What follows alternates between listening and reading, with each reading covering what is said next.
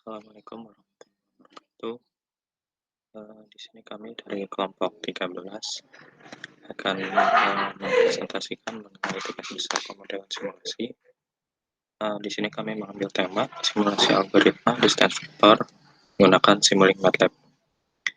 Kami dari kelompok 13 dengan anggota saya sendiri, Faris Pramadya Ramadan, lalu ada Mbak Miftahul Jannah, Mbak Don Fatmawati, dan Mas Muhammad Fatih Famzah. Lalu untuk latar belakang, routing adalah proses menentukan jalur yang akan dilalui oleh paket. Router adalah perangkat yang digunakan untuk menentukan traffic pada suatu jaringan komputer. Router mempelajari informasi routing dari sumber-sumber routingnya yang terletak pada tabel routing. Secara umum, terdapat dua mekanisme routing, yaitu static route dan dynamic route. Static route dirutekan secara manual oleh administrator jaringan ke tabel routing di suatu router. Sedangkan dynamic route mengatur router-router sehingga dapat berkomunikasi dengan satu dengan yang lain dengan saling memberikan informasi routing yang dapat mengubah isi tabel routing tergantung kondisi jaringannya. Terdapat dua algoritma yang digunakan pada dynamic route, yaitu distance vector yang dikenalkan oleh Bell-Manford dan Likstad dari Dijkstra. Lalu ini dari rumusan masalahnya. Bagaimana cara mensimulasikan algoritma distance vector menggunakan MATLAB. Untuk batasan masalahnya, menggunakan aplikasi Simulink MATLAB untuk percobaan dan pengetesannya. Di sini kami juga menggunakan tujuan node untuk melakukan simulasi distance vector. Tujuan dari tugas besar ini adalah mengetahui cara kerja dan konsep modulasi distance vector dengan menggunakan Simulink MATLAB. Manfaatnya, mampu menggunakan software Simulink MATLAB untuk simulasi dan mampu menjelaskan cara kerja algoritma distance vector. Untuk dasar teori, yang pertama protokol TCP/IP. Komunikasi data adalah proses mengirim data dari suatu komputer ke komputer lainnya. Sekumpulan aturan untuk mengatur proses pengiriman data ini disebut protokol komunikasi data. TCP/IP adalah sekelompok protokol yang mengatur komunikasi data antar komputer, di mana masing-masing protokol tersebut bertanggung jawab atas bagian-bagian tertentu dari komunikasi data. TCP menyediakan kehandalan transmisi data antara klien dan server apabila data hilang atau diacak. TCP memicu transmisi ulang sampai galat terkoreksi.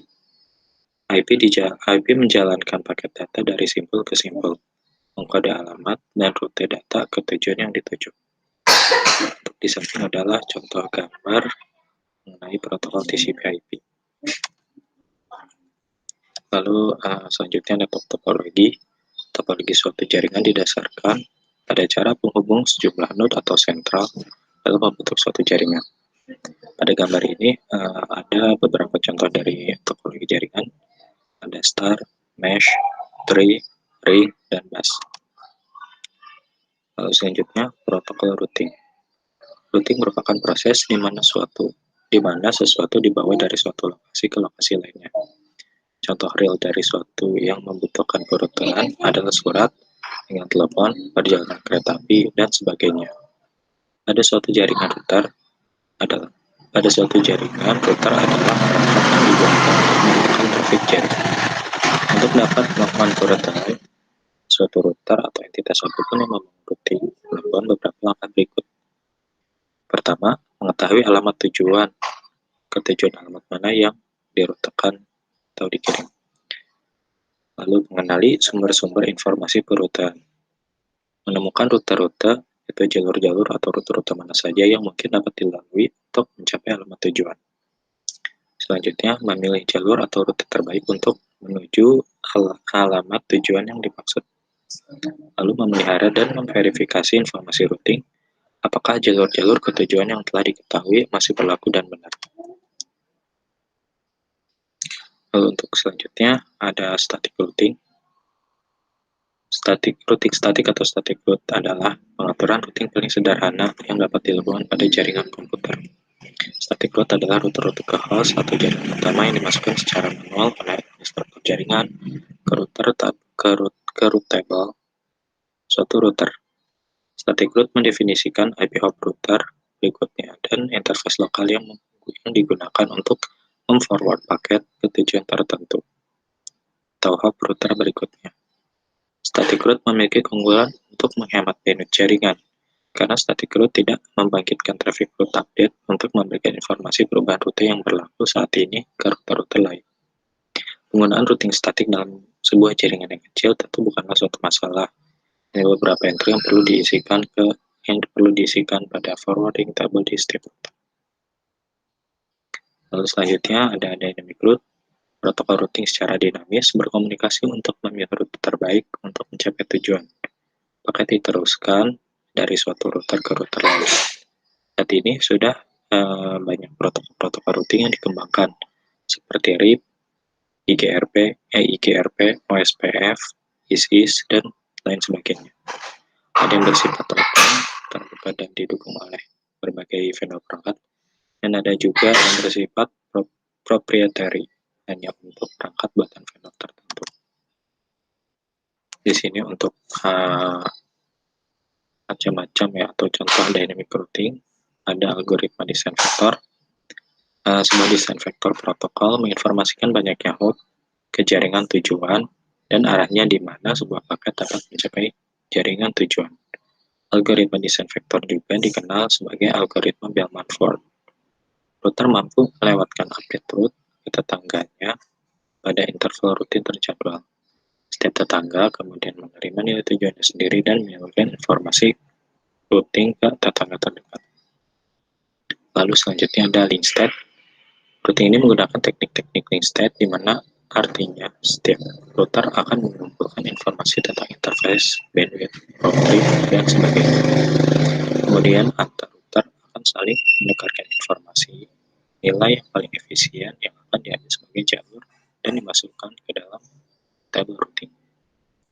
Dengan menggunakan algoritma pengambilan keputusan shortest path first, informasi LSA tersebut akan diatur sedemikian rupa hingga membentuk suatu jalur routing.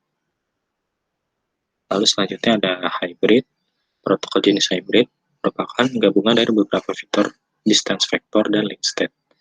Sebagai contohnya adalah protokol EIGRP yang dikembangkan oleh Cisco. Fakta menunjukkan bahwa distance vector cocok digunakan untuk network yang jarang mengalami perubahan topologi atau network yang dibentuk oleh router-router dengan jenis interface card yang sama atau speed dan bandwidth yang sama. Untuk kondisi semacam ini, maka proses penentuan path dapat dilakukan secara sederhana dan akurat dan jauh lebih cepat dibandingkan dengan link state. Lalu di sini kita akan menunjukkan hasil data dari simulasi dengan MATLAB. Di sini kita inputkan 7 buah node, lalu akan muncul suatu semacam topologi jaringan dengan total 7 node. Lalu selanjutnya kita menginputkan sumber node, yaitu di sini node 1, dan tujuannya adalah node 5.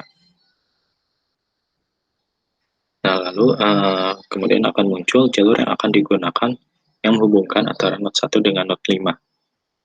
Jalur yang diambil adalah jalur yang memiliki hop paling kecil di antara jalur-jalur yang lain. Lalu di sini kita akan ada pilihan untuk apakah mau mencoba lagi atau tidak. Nah, di sini kita akan mencoba lagi. Di sini lalu kita memasukkan sumbernya, yaitu node 2, lalu tujuannya yaitu node 6. Nah, di sini juga akan muncul jalur yang memiliki hop paling kecil.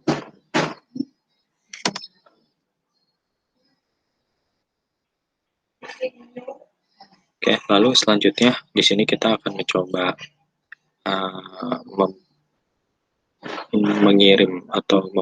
mengirim data dari node 2 ke node 7. Nah, dari sini dari node 2 ke node 7 harus melewati node 1 dulu. Karena hop dari node 2 ke node 7 itu paling rendah hopnya dengan melewati node 1 dulu. Jika selesai melakukan simulasi, maka program akan berhenti. Di sini kita mengambil kesimpulan, desain vektor menginformasikan banyaknya hop, ketujuan, dan arahnya di mana sebuah paket dapat mencapai jaringan tujuan. Algoritma desain vektor memiliki informasi yang spesifik tentang jaringan tujuan. Jalur terpendek akan tetap digunakan meskipun harus melewati node lain. Lalu untuk saran, mungkin bisa dicoba melakukan percobaan desain vektor dengan mungkin cari topologi yang lebih kompleks lagi, lalu mencoba simulasi algoritma routing lain. Seperti tadi contohnya ada algoritma ada link state dan hybrid, mungkin bisa dicoba juga. Oke, untuk selanjutnya kita coba untuk melakukan percobaan menjalankan program dari MATLAB. Di sini adalah programnya. Lalu kita coba jalankan.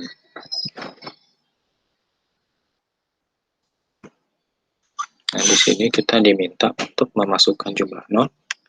Di sini kita contohkan masukkan 10.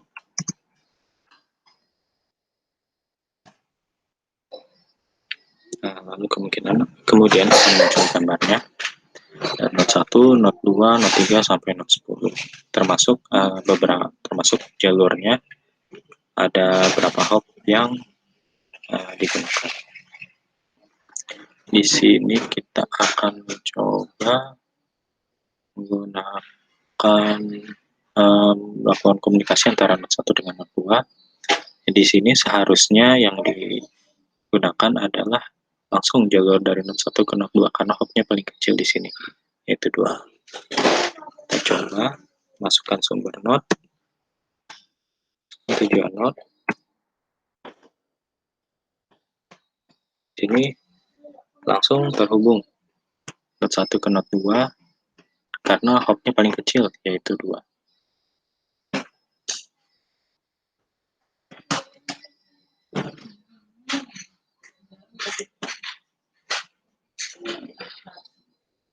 Lalu kita coba lagi.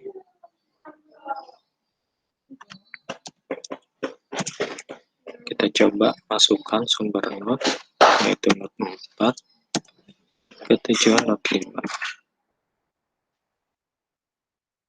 Nah, dari sini, dari node 4 ke node 5 harus melewati node 6 dulu. Karena di sini kalau dihitung, hop yang diperlukan dari node 4 ke node 5 melalui node 6, totalnya ada 4 hop. Sedangkan kalau misalnya terhubung langsung dari node 4 ke node 5, dia membutuhkan 9 hop. Jadi terlalu besar.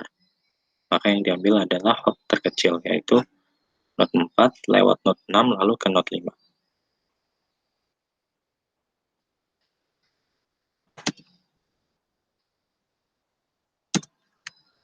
Ya, sekian mungkin presentasi dan simulasi dari kelompok 13. Terima kasih. Assalamualaikum warahmatullahi wabarakatuh.